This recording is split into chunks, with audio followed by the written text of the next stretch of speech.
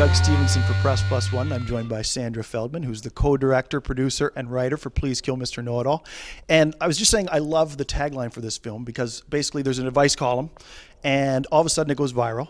And they have no photo for the person who writes the advice column and get a photo of a contract killer who then wants to kill the advice columnist. It just reads so well. How did you come up with that idea? This started off as an interesting writing exercise between a friend of mine, Ian Ma, and he had he was in middle of writer's block.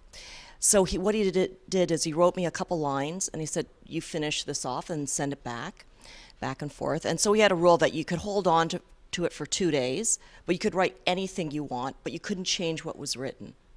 So he started off with this hitman.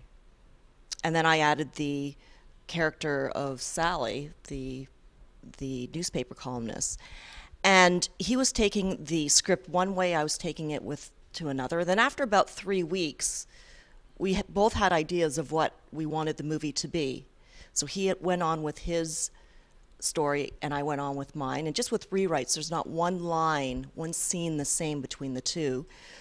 Our movie is a hitman romantic comedy, and his is a psycho thriller. Okay. I love that you brought this up because I feel like people who are just getting started in script writing all too often just sit down and they try and write an idea out by themselves. But you have to have somebody to play off of. Ian, I believe you co-directed Touch of Grey with. That's right. Right. That's right. And so how important is it to have somebody like that to bounce ideas off of or to do those exercises with, the creative exercises? Well, it worked very well for me. There were a few people that I would say I would be looking for muses. I don't know if I should recommend that, but everywhere you look, you'll meet someone that all of a sudden makes you feel a little uncomfortable or makes you think or puts you outside your comfort zone. And whenever that happens, it puts you into an area that you're not familiar with. And so writing that way and bouncing ideas off people that think completely different from you, you're able to get in that zone. So I really liked working with Ian with that. And that process to me just seems to make so much sense because when you're writing, if you don't take a risk, how are you then going to be pitching the movie to get made in the future? Does that at all lend into the other, taking those risks, taking those chances to psych you up to pitch the movie? When you get a visceral feeling about an idea or in a character, or you take a chance where you want the writing to go, you become passionate and excited for it, and you become committed because you make a conscious decision. Do I go into an area that is uncomfortable, or do I just do the same old stuff? And when you go into an area that's uncomfortable, you've committed. It can be a good thing. Yeah. Many things can develop. Yeah. And we mentioned that you did A Touch of Grey with Ian Ma and as a co-direction, and this is your second co-direction. You co-directed with Colin Carter. What was that? Can you talk about co-directing? Because a lot of people probably couldn't see how it might work out. Well, with co-directing, I love directing the actors, and I needed someone with more camera expertise, or at least to help me with that. Colin is great behind the camera, and so we divided the chores. Actually, the easiest way I could explain is he directed the camera, I directed the actors, and we kept it separate that way. Occasionally, there were, I might put some input into the camera, but mostly that was Colin's job, and he did a great job. Was it neat too to have him on set, because he's quite a bit younger, to have that set of eyes that's from another generation, like a younger generation? Absolutely, because a lot of the crew that we had were probably under 21 and 22, and there was a lot of excitement and ideas to put into the movie that are coming from topical or popular things that are happening that are very hip that I do not know about. Well, good for you to admit that, though. Another thing that I want to talk about, I would be remiss to not bring this up, I think, is your work doing stunts. Yes. Can you talk a little bit about that? Because you've done quite a bit of work. Yeah, not too shabby. It's I grew up you know, this is not radio, so you can tell I'm Asian.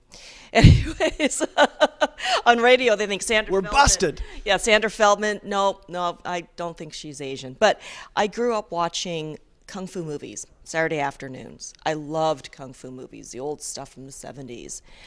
And I also watched Kung Fu, the original series with David Carradine back in the 70s. And, you know, I was introduced to that whole world. In early 90s, Kung Fu: The Legend Continue came to Toronto to be filmed, and I said, I want to be on that show. I want to do stunts on that show.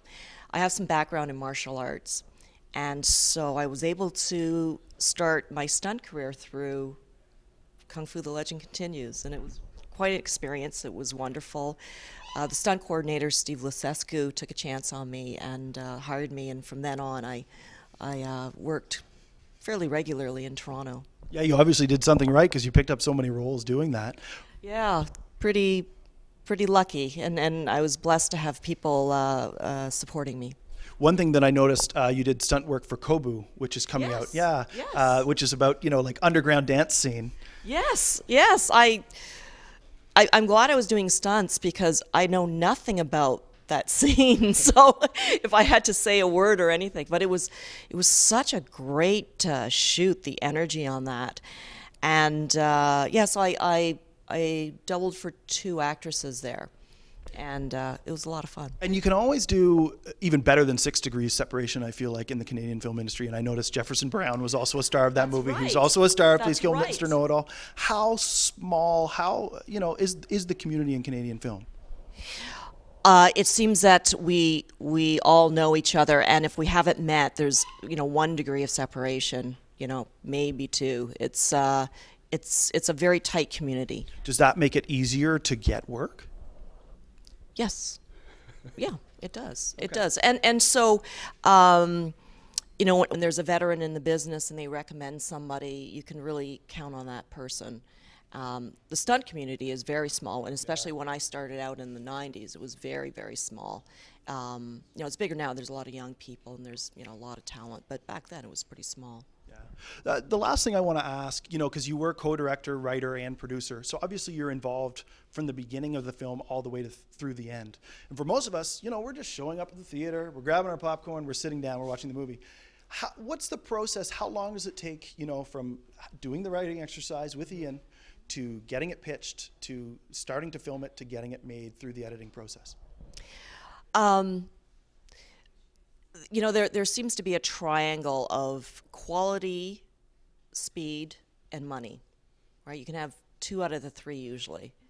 So if you don't have the money, you can have the quality, but you won't have the speed. So, like, you know. So I wrote this back in 2007. Okay. And then I shelved it. I did the first movie, and then in 2011 we brought this out, and so we're finishing it now. So I guess it'd be 2006, 7 years from pen to paper, or laptop to finger.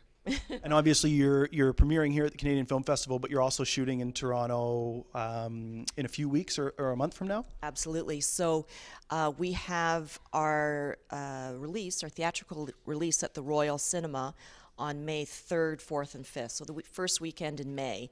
And I think that although everyone sees movies on DVDs now or on the laptop, this is a great movie to see at the Royal, and especially since we did the sound mixing there, so the sound is beautiful at the Royal, and I think it's quite an experience, and it is a great date movie. There you go. There's a reason. Perfect date movie. So between now and then, where do people go for more info? You can go on our website, which is www.pleasekillmrknowitall.com. Easy. Or on Facebook, we have a site, and if you private message me or send me a message, I will answer all questions. Okay, fantastic. Well, thank you so much to Sandra Feldman. I appreciate it, and good luck with the film. Thank you.